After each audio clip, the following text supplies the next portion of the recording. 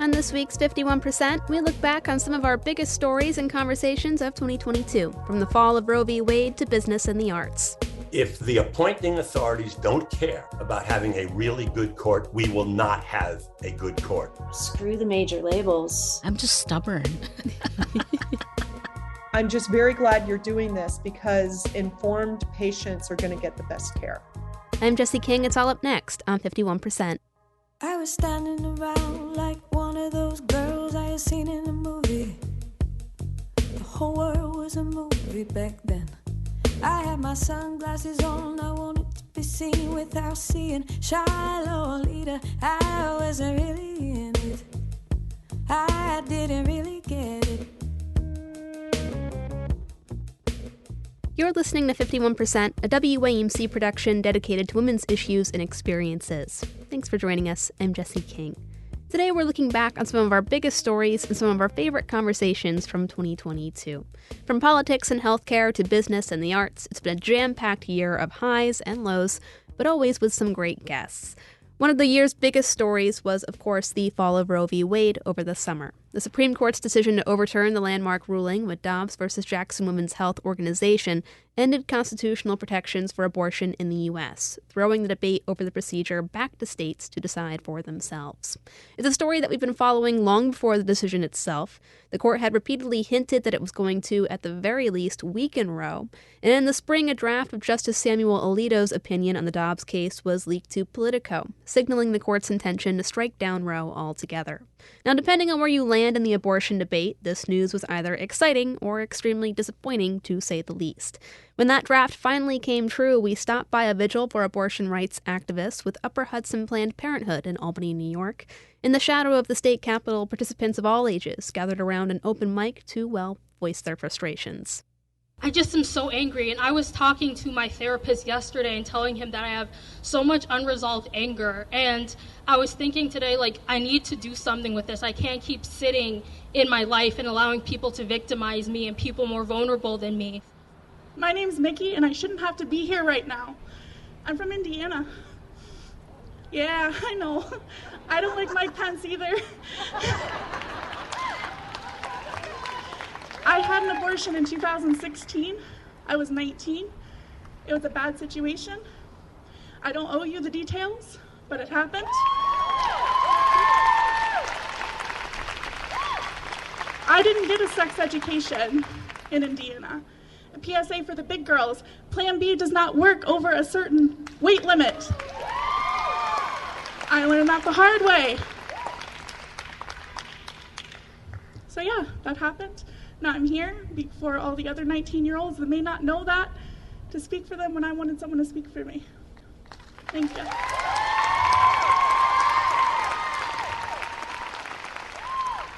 I'm a pastor in the Christian tradition that celebrates a God who brings people into freedom out of slavery.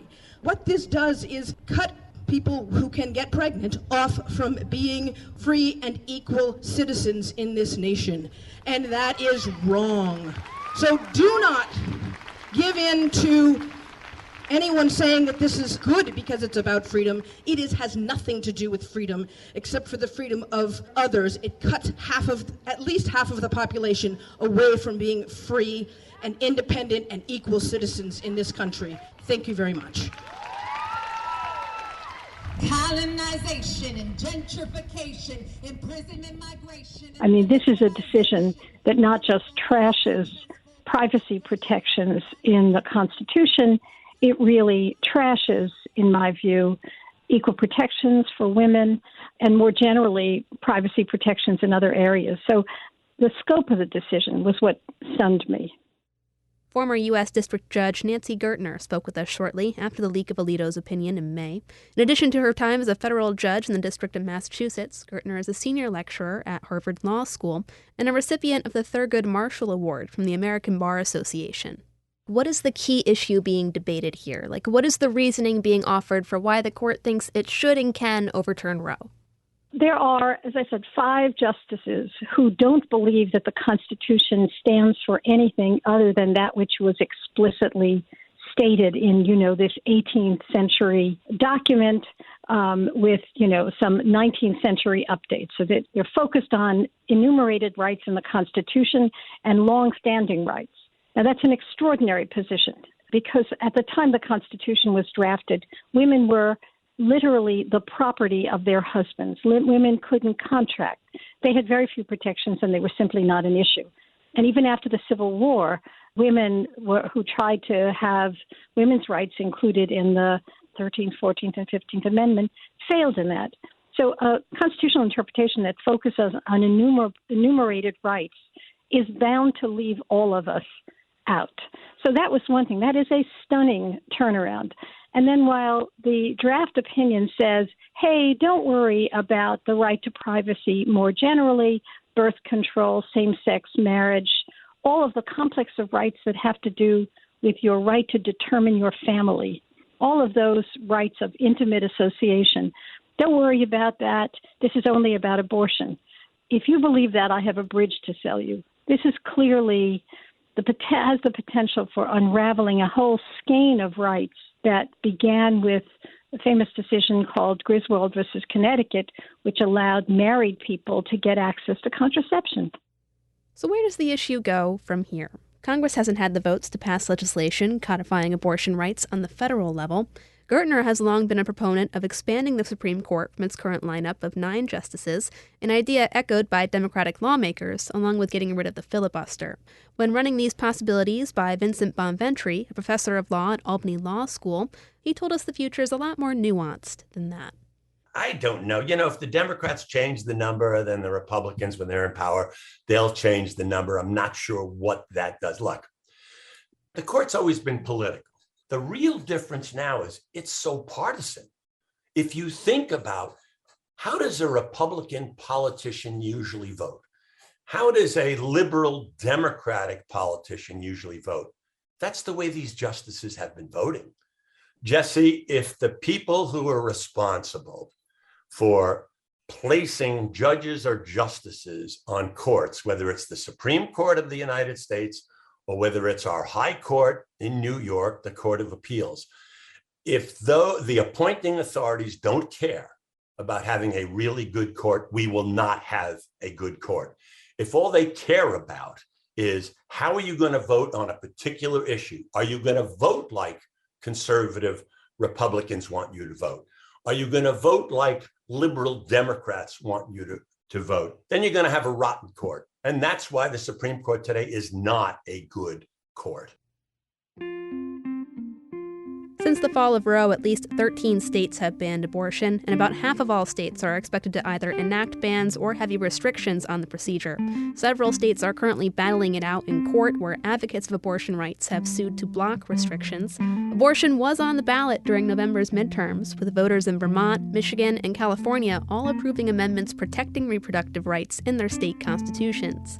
And in December, President Joe Biden signed the Respect for Marriage Act, granting federal protection for same-sex and interracial marriages.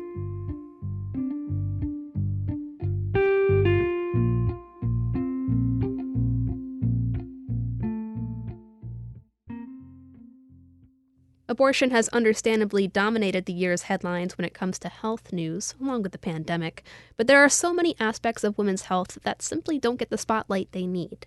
Back in March, we dedicated an entire episode to endometriosis, a disease where tissue similar to the inner lining of the uterus finds its way outside the uterus, in places it shouldn't be, on the fallopian tubes, ovaries, bladder, and in rare cases, the lungs even.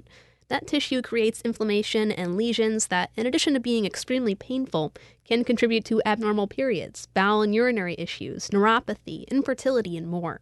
Endometriosis is thought to impact roughly 1 in 10 women and people with uteruses, but it's been long written off as a women's disease that doesn't get talked about. And as we learned, it can take some patients years to receive a diagnosis.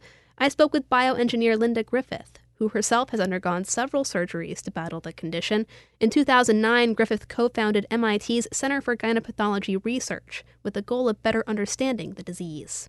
We don't really know if there's one cause. I tend to think there's many causes. There's very, very interesting data supporting many hypotheses.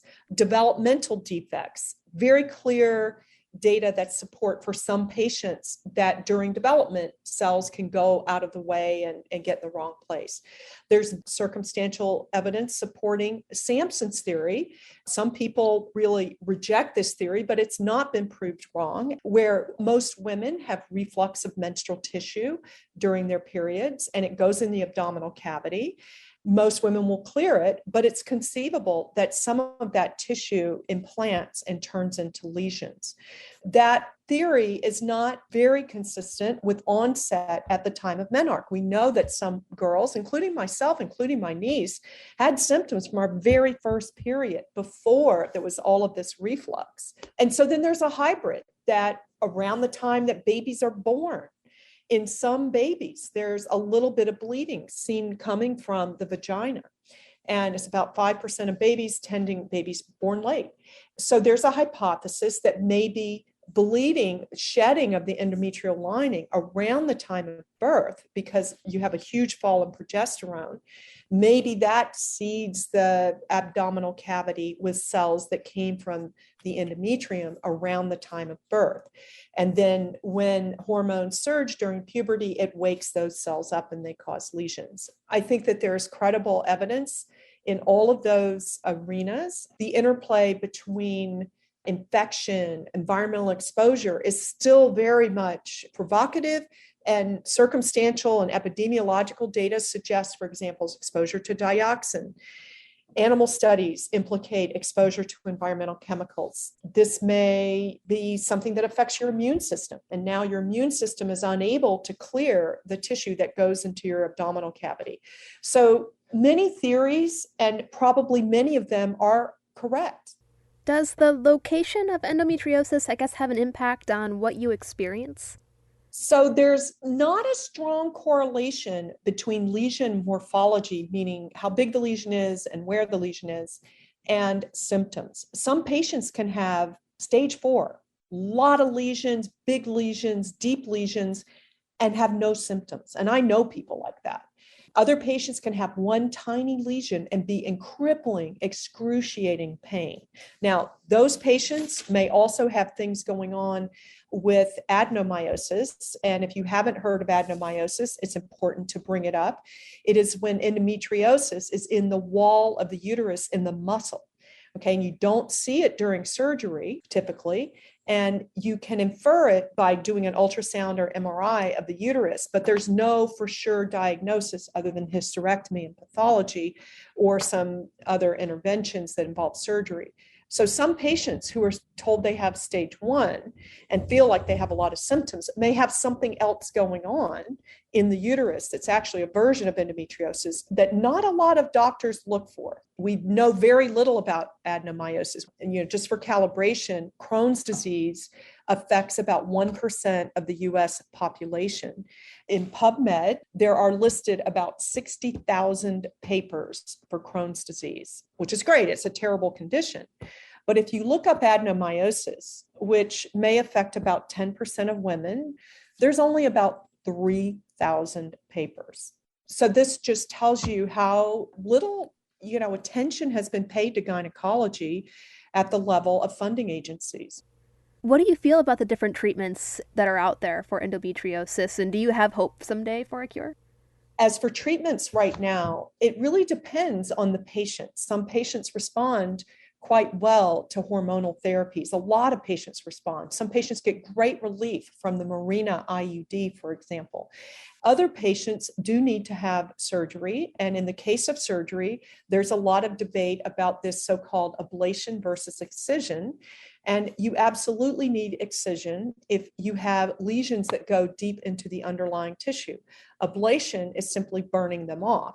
You have to be very sure that what you see as a superficial lesion is not invading deeper into the tissue. And so I think that this is where there, again, is some confusion in the way that certain patients on social media are advocating for certain kinds of treatment when there are nuances. So I think we need to be cognizant that there's a spectrum of therapies that for today are adequate for a lot of patients, but some patients are still not served by those. Either they have no access to appropriate surgeons, their disease has progressed to a very difficult state, even for really good surgeons, and they may have complex pain phenotypes.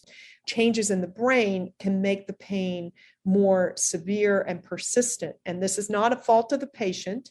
This is a consequence of the disease. And one of the things we're doing is trying to work with pain specialists to start understanding differences in patients who have different kinds of pain processing in their brains.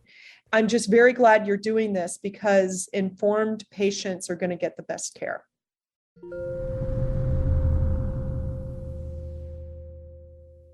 This year, we did so many interviews with women in business, from financial advisors and retirement planners to whiskey shop owners and entrepreneurs. Among my favorites is a conversation I had with Anissa Waheed back in the spring. Waheed is the chef and owner behind Tara Kitchen, a growing chain of Moroccan and Mediterranean restaurants in the Northeast.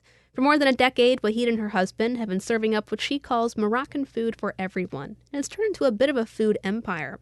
At the time of our conversation, she had 4 restaurants, a line of jarred sauces, a cookbook, and several awards under her belt. The key to success is, at least for me, my formula has always been just do it. Just do it. You're never really going to know if this is going to be right, wrong, bad, good, ugly. You just have to do it. You have to have some base for doing what you're doing. So, we had been selling the Moroccan food that we're doing right now at a farmer's market for about 3 years. So we had some general sense of, okay, what do people like? What is our community like? Something I did very early on is I looked at Chinese restaurant menus because the number one ethnic food consumed in America is Chinese food. And I really studied it. And I said, what is about this that works and why not? I studied a lot of chain restaurants, right? Like Applebee's and Cheesecake Factory and all of those places to understand why they're working and why not. And, and then I studied our local market, so after all of that, we sort of came to an understanding. And the first menu was very small. It maybe had 15 items on it, maybe even less. And then as people started to come in, we would listen to their feedback. Whether they tell you to your face or they let you know on social media or Google or Yelp or any one of those mediums, you will know how people feel. We used to do this lunch dish that was sort of this baked chicken with grapes and stuff. And multiple people told me, they're like, we love it, but we're office workers. We wear ties. We can't really work around the bones and all this stuff. We want something fast, easy. We just want to get out of here, right? Which was interesting. And then we switched immediately to a boneless version of that dish. So it's stuff like that. And, you make a mistake, you just pick up and go. It's not the end of the world. I tell my crew all the time, we're not, doing brain surgery. On the back end, I guess, as you're a manager and stuff like that, how has it been bringing other people into your dream and your project? Yeah. And what advice do you have for people on that front? I'm an extremely hands-off manager. Once you've been fully trained, once you sort of have drunk the company Kool-Aid, I tend to just let people go. Mm-hmm. I think you have to trust the people that you're working with. That's the best advice I can give, is if you feel you're the only one who can make the best dish possible, you're never going to expand. How would you say that your restaurant is different from the other ones around you? Yeah. And compared to your other businesses, things you have to keep in mind when you're running a restaurant as opposed to another business? Yeah, sure. When I first started the restaurant, I did not want to become a slave to my business. I was already a slave to my job. Right? I need time with my family. I want to not work on Monday. I had all these weird restrictions that I wanted. So then I worked backwards of that. We're probably one of the extreme few restaurants that are only open 5.5 hours a day. We do a 2.5-hour lunch. Then we shut down for nap time from 2 to 5. And then we're open for a 3-hour dinner. We're very, very strict with our timing because if I don't have that, then I don't have a personal life. Most restaurants, It baffles me because they're open at 10 in the morning and then they go to 11 at night. And it's an incredible amount of hard work. And we work 5 hours a day. So then I had to figure out, well, if I'm going to have these extreme limited hours, then what do I do to make sure that we're making money to sustain the business? Mm-hmm. So then we had to work backwards with that. Well, in order to do that, you have to do X and Y and Z, right? So we had to come up with a lot of stuff and processes in place. So it's not just about your hours, but then you have to think about what is your process and how do you also interact with the customer, your team, all of those type of things. So when we first opened Schenectady, it was just my husband, myself, my 8-month-old daughter, and like one other employee. That was our staffing. And we just did what made sense to us and I was pregnant with my second child. And what I realize now, 12 years into this is what works for us.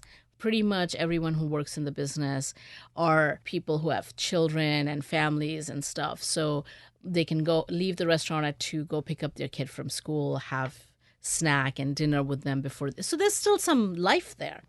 What's something that you would attribute to your success? And what advice do you have for people who are trying to get into the game? Yeah, I'm just stubborn. I'm a problem solver. I'll give you a very simple example. When we were opening Troy, my husband and I were fighting a lot. Of course, there's the stress of you're opening a new location. You don't know what you're doing. And, we had just moved into a new house. I mean, it was just like chaos all the time. And I backed up from that and I said, okay, what's causing all of this, right? And then when we really distilled it down, the issue actually was we needed a second car.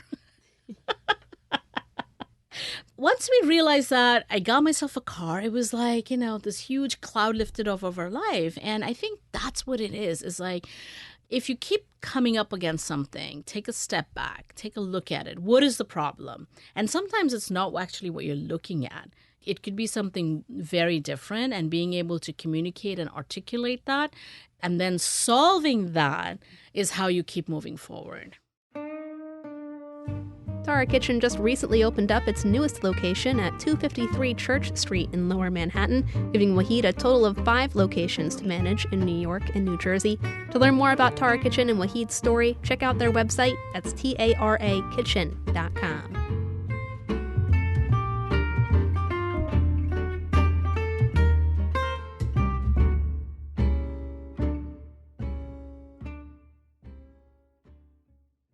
We'll leave you with one of my personal favorites from 2022. I've been a big fan of singer-songwriter DiFranco for years, and one of the perks of working in public radio is that every now and then you bump into a chance to meet your heroes. DiFranco's career spans over 20 records released independently on her own label and decades of activism on multiple fronts. When I spoke with her in November, she was back on tour and celebrating the 25th anniversary of her seminal live album, Living in Clip.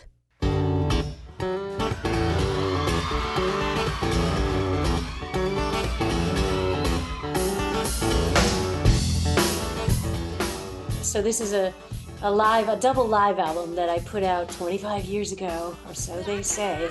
I play acoustic guitar. I call myself a folk singer, but my shows are kind of full frontal rock shows in a lot of ways. Even when I'm playing solo, just the way I abuse my guitars. And so my audio engineer, who was recording these shows nightly to ADAT tape, which is how I put together that record, clipping, when you go into the red when stuff is getting too loud and you're driving the machines too hard, and the red lights are all flashing, that's like clipping. And we were clipping all the amps, all the stage amps, and redlining the recording gear. My engineer, Larry, came to me one night and he was like, yeah, man, the gear is like living in clip, man. I was thinking, well, you can back it off. It gets loud, in my world. They're gonna wanna know how we got in here. They're gonna wanna know how we play and make it out. We better have another explanation. It was metaphoric for me, about just my life at the time. I felt like I was living in clip. I was just redlining. Everything was such a fever pitch. But as it happens, I think that record was an entry point for a lot of people. A lot of people took that record to heart, and I feel like it broadened my audience and the people that I sing to. And so I'm just really grateful. And, this 25-year reissue and putting it on vinyl and remastering even the digital, it's been this wonderful occasion to sort of connect with people and reflect together over the 25 years and feel the love. So just super grateful. Looking back on your career, how do you feel about the way that the industry has changed in that time, with the rise of streaming services and the diminishing of record companies?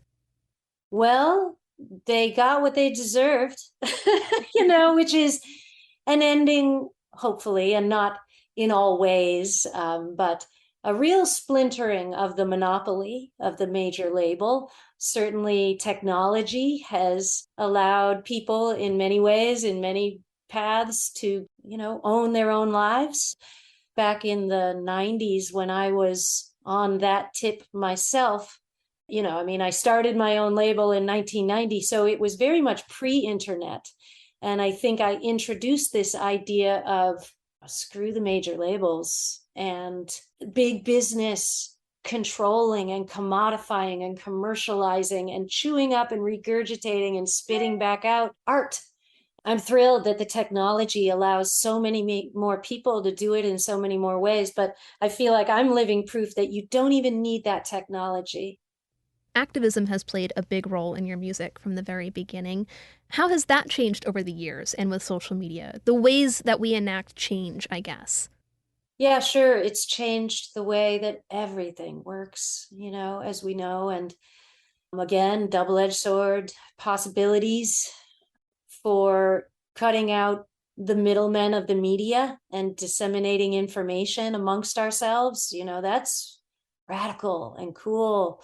But, the hidden controls of the algorithms, the bots, the fake news, quote unquote, it's all, and also the very passive and sort of insular nature of collectivism, the whole thing is transformed. And I'm not even sure what the old school way of doing things means anymore, when you can march on the street in the hundreds of thousands, even millions around the world to say what the will of the people is, and yet you will be ignored. 80% of Americans support a woman's right to choose, and yet we've lost it, many of us. And so when the will of the people means nothing against the money of corporations and the rich and powerful, and the politics, our politicians are all in bed with the money, everything must continue to evolve, and we have to develop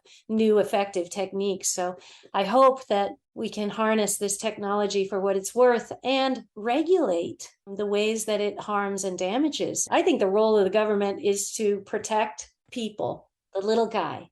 Counting on business to regulate itself doesn't work. I've got a question for you now that I tend to ask artists a lot. I think just personally because I've been trying to get out of a writer's block. But what is it that drives your music and creativity, and how do you keep it going? Same thing, same ditto for me. And my biggest advice would be patient, be patient. That writer's block is part of the process. The pandemic for me was a pretty long dry spell. I wrote very few songs, I don't know. And I was in a crisis and feeling blocked and feeling like, am I done? Maybe I'm done. Maybe this is it. And then lo and behold, I'm back out touring now. I'm in the world. I'm engaging. I'm excited. And songs are coming again. And I feel so thrilled about that and happy that it's not over. But I know that I can't force my inspiration, accepting the lulls, being patient, and really trying to believe like this too is part of the process. It's not about generating something today. It's about becoming yourself. And when it's time to generate, you will. Ani DiFranco is a Grammy Award-winning singer-songwriter and musician with more than 20 records under her belt. Her latest is last year's Revolutionary Love. Her children's book with illustrator Julia Matthew, called The Knowing, is set for release this March. And in the meantime, DiFranco is back on tour. You can find dates on her website, AnnieDiFranco.com, or at her label's website, that's RighteousBabe.com. Annie, thanks so much for your time. Yeah, cool. Thank you so much for your time. Just the thought of our bed makes me crumble like the plaster where you punch the wall beside my head. And I try to draw the line, but it ends up running down the middle of me most of the time. And boys get locked up in some prison, girls get locked up in some house. And it don't matter if it's a warden or a lover or spouse. You just can't talk to them, no, you just can't reason. You just can't leave, and you just can't please. I mean, I was like, into being my mother's daughter. I was just eating bread and water, thinking nothing ever changes. And I was shocked, see the mistakes. Each generation will just fade like a radio station. You try, you just gotta try, you just gotta try. Out of the rain.